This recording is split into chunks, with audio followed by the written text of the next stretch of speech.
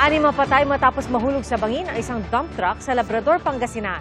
Ayon sa pulisya, ihatid sana ang mga biktima sa pinagtatrabahuang solar plant nang mawala ng preno ang truck sa pababa at pakurbang bahagi ng kalsada. 20 iba pa ang sugatan. Nasagi rin ng truck ang isang pickup pero ligtas naman ang mga sakay. Nangako ng tulong sa mga biktima ang lokal na pamahalaan. Inisyu na po ng Immigration Lookout Bulletin Order sina dating Ateneo Blue Eagles head coach Tab Baldwin, dating team manager Epo Quimpo at 3 iba pa. Sa gitna po yan ang investigasyon sa pagkalunod ni Rene Baterbonia at Divine Adili. Ang CIDG naniniwalang hindi aksidente ang pagkamatay ng 2 atleta. Saksi si John Consulta.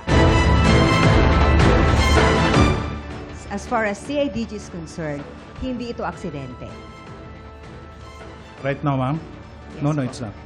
Kung CIDG ang tatanungin, hindi aksidente ang trahedya sa team building ng Ateneo Men's Basketball Team sa Dipaculao, Aurora, kung saan namatay sina Rene Baterbonia at Divine Adili.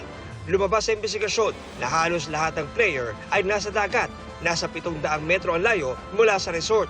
Kita naman daw sa video na alam nila ang kondisyon ng dagat noong mga oras na yun. You won't send somebody doon on that condition. I guess we wouldn't dare to go there sa water. During that time, they were aware that the current was strong prior to leaving. Ayon pa sa CIDG, hindi lang sina Baterbonia at Adili ang nadisgrasya. You are confirming that na 4 nga po ang nalunod. 4, yeah. Some of them already experienced drink na makainom ng water. Including a foreigner one. Another one. 48 individual na ang ipinasumpina ng CIDG. Muli rin ipinasumpina sa dating Ateneo head coach Tab Baldwin pero hindi pa nagpakita. Man up. Be man enough to face the investigation. Naglabas na ang DOJ ng ILBO o Immigration Lookout Bulletin Order para kay Baldwin. Gayun din kina dating Ateneo team manager Christopher Epo Quimpo at iba pang Ateneo coaches na sina Reynaldo Jacinto Jr., Dean Castano at Sandro Soriano. Ayon sa DOJ, aalertuin ang mga otoridad kung magtangka silang lumabas ng bansa. Pero hindi nito mapipigilan ang kanilang pagbiyahe at hindi rin kumpirmasyon ng kanilang pananagutan. Kasama rin daw sa tinitingnan ng DOJ ang pananagutan ng Ateneo de Manila University. Sinisikap namin makuha ang panig ng mga inisyuhan ng ILBO at ng Ateneo. Nauna lang humingi ng tawad si Baldwin para sa pagkasawi ng 2 nilang player. Ginawa raw nila ang lahat pero hindi kinayang isalba sina Baterbonia at Adili. Nagbitiw na sina Baldwin at Quimpo bilang head coach at team manager ng koponan. Sa bagong payag naman ng Ateneo kaugnay sa sinabi ng CIDG na hindi aksidente ang nangyari sa Aurora, ilalaan daw nila ang mga komento at clarification sa mga opisyal na prosesong legal bilang paggalang sa proseso. Patuloy raw silang makikipagtulungan sa mga otoridad.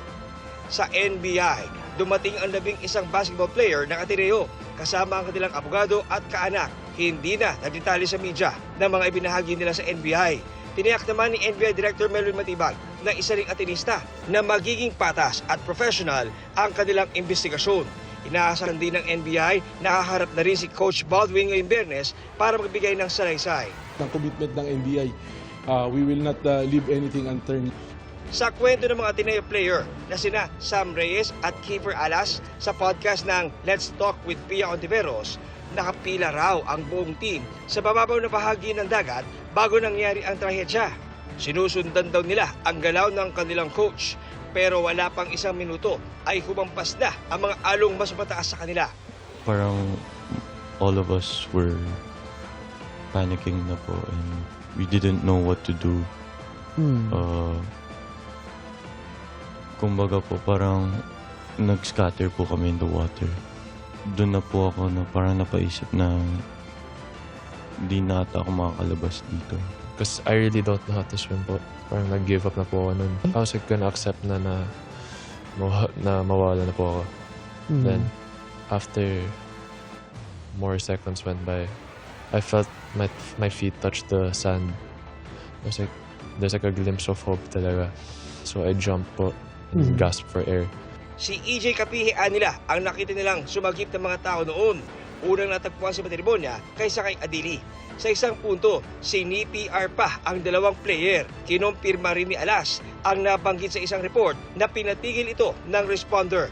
They were doing CPR for a bit. Then They tried CPR for both Rene and Divine on the yung beach. kay no? Rene po, si Sir Jeric, yeah, RP And then, po. Tapos pinastop po yata pinastop po yung nung medic para po ilagay sa stretcher and then to rush to the ambulance po. Pero walang pulse. I mean, even. I'm pretty sure they rushed him lang po sa The ambulance. Si Adili naman, may pulso pa umano ng matagpuan pero hindi sa ambulansya isinakay. only one I heard that had pulse po was Divine po. On the beach, he had a pulse. Yes po. And then they put him in the ambulance and brought him to the It wasn't an ambulance. Divine It po, was police car. police vehicle. Yes Yeah po. po.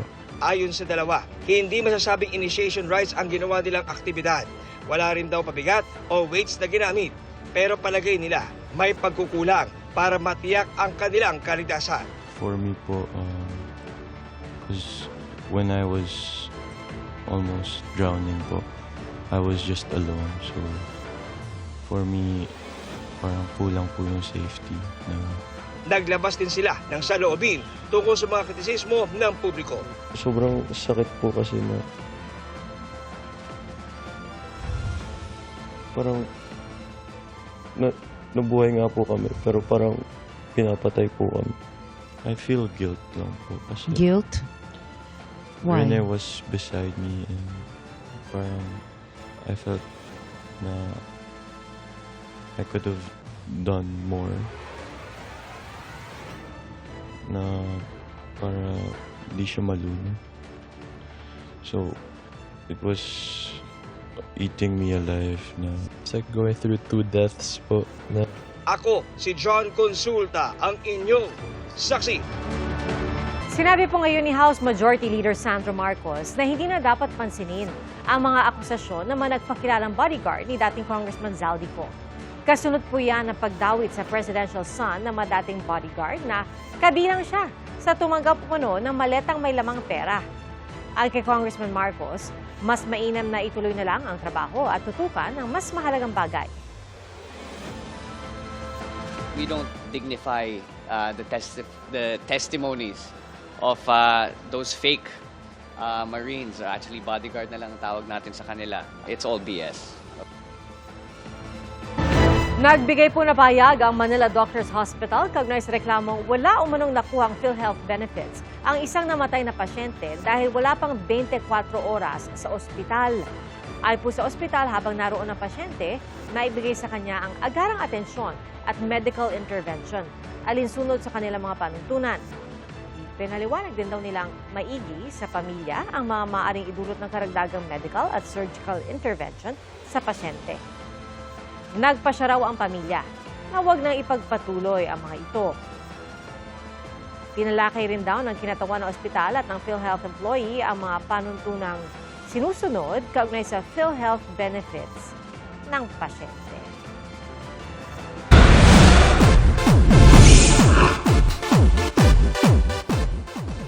Hindi na lang po sa serye, kundi pati na sa real world, may mga guesting ang P-pop group na Born to Shine na Yumi. Ang grupo, posible bang maging for real na? Ating saksihan.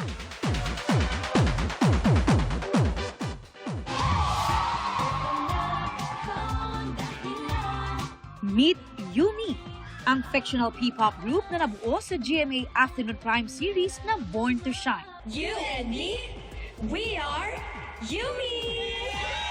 Ang 5-member girl group nina Jenny, Althea, Yuna, Nancy at Megan, all out ang effort sa kanilang performances. Aakalain mong for real ang grupo na ginagampanan nina Zephanie, Naya Ambi, Mitzi Josh, Gaya Misha at Olive May. And just like true P-pop stars, meron din silang iba't ibang content gaya ng dance practice videos.